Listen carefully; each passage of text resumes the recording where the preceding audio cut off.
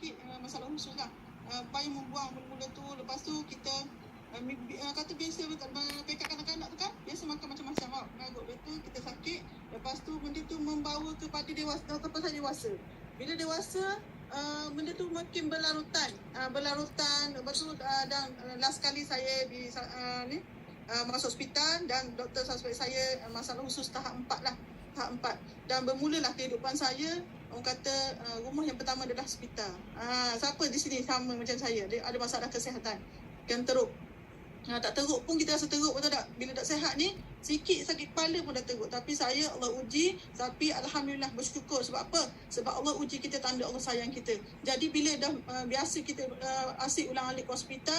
Dan yang paling menyedihkan lagi, bukan saya sahaja yang sakit, ibu saya juga sakit. Biasalah kalau kita tengok peringkat sekarang ni, orang Melayu ramai yang sakit neurobaskular. Apa dia neurobaskular? Iaitu penyakit 3 serangkai, 4 serangkai tu. Ada masalah pinggang, jantung, semua tu. Dan mak saya adalah orang yang makan ubat lama. Jadi lama-lama makan lebih pada 10 tahun daripada satu masalah penyakit jadi 4. Alhamdulillah. Sebab apa Alhamdulillah? Sebab 4 kan. Tapi taklah sebenarnya. Nak kabarnya saya dah sakit, mak saya pun tak sihat. Dan ayah saya sendiri pun tak sihat. Jadi bila ayah saya ni tak sihat juga, sebab apa? Masalah apa? Ayah saya ni dia ada masalah darah tinggi, batu karang dan bawah pinggang, dan orang kata ada prostat lah. Prostat. Kalau orang lelaki panggil prostat. Dan saya bayangkan ada satu keluarga tu kita semua tak sihat. Jadi memang menyedihkan. Jadi saya memang tak ada kawan lah, bisu orang panggil. Jadi dulu saya pernah mengajar dan terpaksa diberhentikan kerja sebab sakit. Selalu cuti. Bila selalu cuti, siapa nak ambil kita kerja, betul tak? Jadi di situ tidak ada income lah. Jadi last kali saya ambil keputusan untuk buka kelas kat rumah. Dan masa saya Alhamdulillah lah saya dapat jodoh, kahwin. Masa tu masih sakit lagi, masih berulang hospital lagi. Hari minggu ni saya bawa mak saya. Minggu depan saya pula pergi. Berlarutanlah macam tu, berbelas tahun sakit. Lama sangat sakit sampai menyebabkan saya memang menyendiri dah, tak ada kawan. Jadi last kali bila saya dah berhenti kerja, saya tak tahu nak buat apa. Dan paling besar dalam hidup saya diuji adalah bila mak saya meninggal dunia. Masa tu saya lama dah tak menangis sebenarnya, Ustaz. Saya lama dah kuatkan semangat. Tapi hari ni rasa sebab tu ada. Sebab apa? Sebab bila kita dah berjaya hari ni, kita rasa macam andai kata sebenarnya benda tu takdir Allah SWT, tapi andai kata, betul lah. Sebab tu anda semua dalam ni ambil peluang, rebut peluang, jangan biarkan peluang depan mata kita biarkan. Sebab apa? Ni peluang yang sangat tepat untuk anda. Jadi bila mak saya meninggal, masa tu saya yang kedua, masih masalah usus tahap 4 lagi. Masih berikhtiar tapi Allah tak bagi kesembuhan lagi. Dan masa tu mak saya meninggal dan saya sangat-sangat down. Sebab mak saya adalah orang yang rapat dengan saya. Saya dengan mak saya je. Keluarga saya yang lain semua berkejaya. Dia orang ada jadi cikgu, pensyarah, semua berkejaya. Jadi saya adalah orang yang sakit ni duduk rumah je lah. Last kali bila mak saya meninggal, saya rasa macam tak ada kehidupan. Jadi last tu saya fikir macam mana saya nak buat.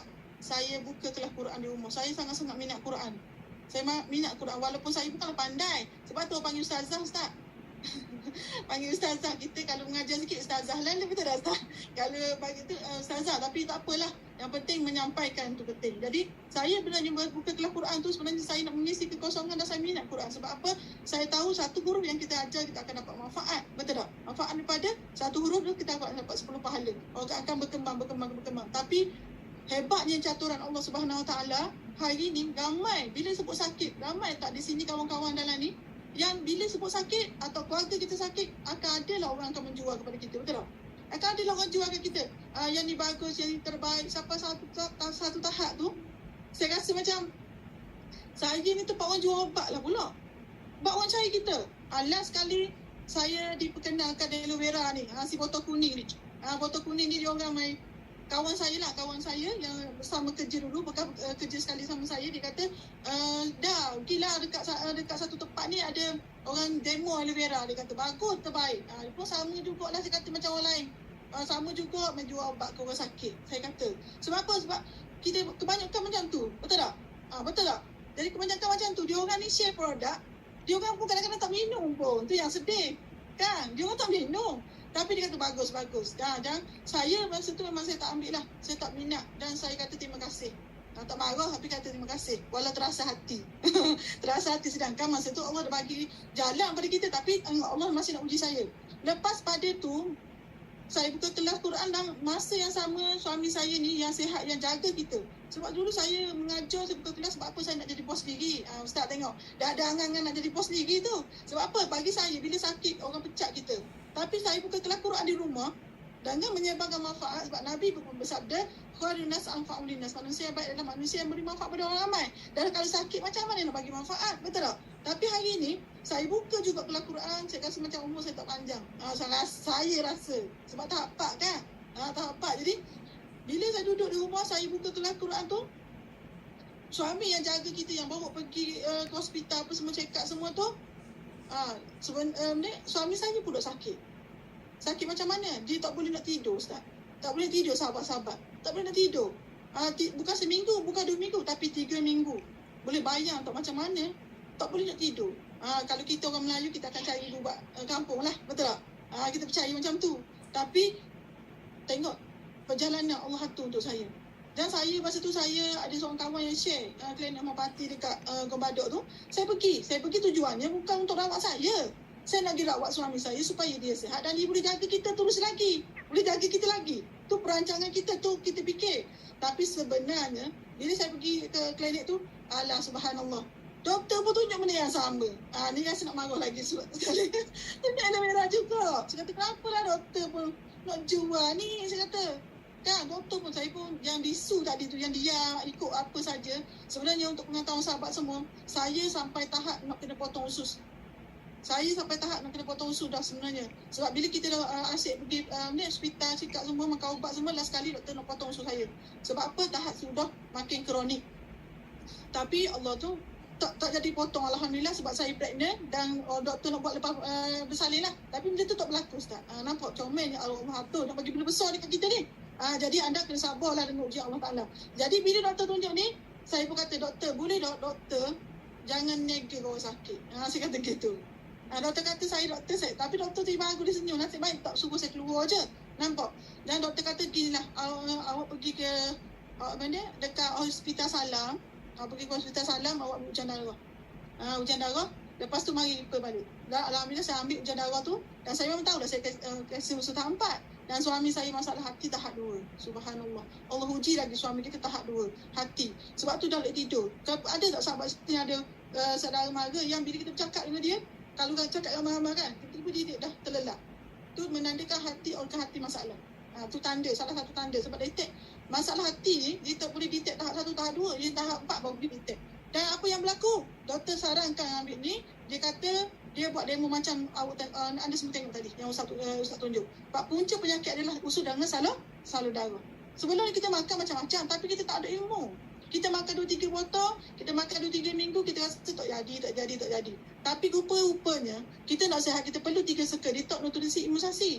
Dan kita kena tahu, penyakit kita bermula daripada sel. Saya dulu tak tahu ilmu ni. Tapi sebabkan kita sakit tadi, kita kaji, kita belajar, dan hari ni kita jadilah siapa kita hari ni. Nampak? Comel yang Allah atur tak? Jadi saya guna, alhamdulillah lah, sahabat tahu tak, saya guna sebotol sehari selama 9 hari pun tak buang. Sebab saya kalau 5 hari tak buang memang masuk hospital lah. Tapi dengan minum air ni tak buang langsung. Bahaya tak? Sama saudara mara saya suruh berhenti. Tapi saya tak berhenti sebab orang yang bagi adalah doktor. Doktor tu saya jadi saya call doktor tu. Kenapa saya tak buang? Doktor cakap macam mana nak buang normal, dah berbelah tahun awak makan ubat. Ubat tu yang menyebabkan awak nak membuang. Nampak kita bergantung. Ramai mana sahabat kita, saudara mara kita, adik-beradik kita, anak-anak kita, mak ayah kita yang sakit bergantung dengan ubat hari ni. Ubat makan, memang kena makan ketika sakit, tapi ketika perlu. Tapi dah sembuh kita tak perlu ubat. Nampak? Jadi, saya teruskan guna hari yang ke-11, yang ke-12 baru saya rasa sakit. Rasa macam nak membuang, sakit perut lah, minta maaf. Tapi masa tu saya tawas sekeliling rumah tu 5 jam. Sebab apa? Sebab saya kalau nak membuang mesti terkoyak dan keluar darah. Memang teruk. Saya tahan 4 tu. Ini saya cerita real kepada anda. Jadi hari ni sebab itulah saya bercakap daripada bisu boleh bercakap. Sebab benda yang berlaku pada kita sangat-sangat teruk. Sebab itulah saya rasa macam bagi saya membantu orang tu kena. Tapi sihat kesembuhan tu bukan milik kita. Milik Allah Subhanahu Taala, betul tak? Yang penting niat kita. Nawaitu kita. Dan Nabi juga bersabda, innamal amalu binniyat. Setiap amalan kita bergantung dengan kita niat. ni asyik nak jual je, memang kita rasa stres lah. Tadi ada sahabat dan saya tengok dalam kat chat masa Ustaz sharing tadi, ada yang kata, macam mana kalau saya tak pandai menjual? Kak, boleh bayangkan, Kak, boleh bandingkan Kak dengan saya. Saya ni bisu, sakit, tak ada kawan, semua benda lah. Tapi hari ni boleh, sebab apa? Kita testimoni sendiri. Tengok, bukan saya saja, dan saya pun kat pergi hospital memang saya bawa benda ni. Tak bahaya pun, doktor tak, tengok pun dia tak kata, dia lagi bijak untuk baca, untuk tahu, betul tak?